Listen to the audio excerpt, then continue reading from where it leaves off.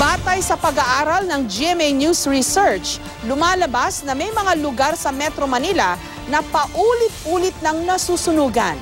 Kabilang sa madalas magkasunog, yung mga lugar na maraming residente at dikit-dikit ang mga bahay. Ang nakikitang solusyon ng Center for Disaster Preparedness, maayos na pabahay. May report si Sandra Aguinaldo. Ang tunog ng sirena ng truck ng mga bomberong ito, paalala sa mga residente na mag-ingat ngayong Fire Prevention Month. May kasabihan nga, di baling manakawan, huwag lang masunugan. Dahil di lang ari-arian ang maaring mawala, may panganib pa ito sa buhay. Sa pag-aaral ng GMA News Research, lumalabas na mayroong mga lugar sa Metro Manila na paulit-ulit nakakaranas ng sunog.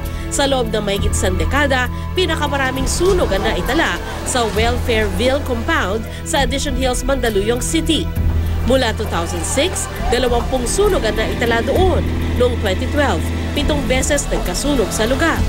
Sumunod ang Parola Compound sa Maynila na nakaranas ng 16 na sunog mula noong 2006. 13 sunog naman ang naganap sa Agham Road, Quezon City. 11 sunog sa Paseco Compound sa Maynila at 4 na sunog sa Nia Road sa Quezon City.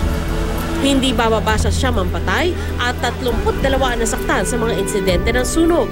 Hindi naman bababa sa 26 na milyong piso ang halaga ng natupok na ari-arian. Sa gym na ito sa Welfareville Compound, nananatili ang may 1,000 pamilya na nasunugan noong November ng nakaraang taon. Hindi pa kasi nila na itatayo ang mga bahay na babalikan nila. Isa dito si Gina Campos at kanyang pamilya na 2 beses nang nasunugan. Sa parehong pagkakataon, halos wala siyang gamit na nailigtas. Yun lang din dala ko, anak ko lang. Darating naman talaga yan kung talagang darating eh. Kaya hindi na namin pinaghandaan. Karamihang sunog sa amin, sinisisi po ito sa mga LPG at sa mga kandila na naiwan. Hindi naman nakapagtataka kung bakit madalas ang sunog sa Welfareville.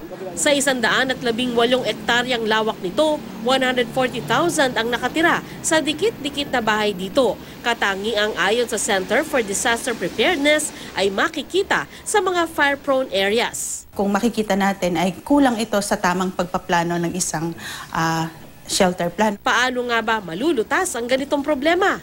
Ayon sa CDP, ang tunay na solusyon, maayos na pabahay para sa mga may hirap.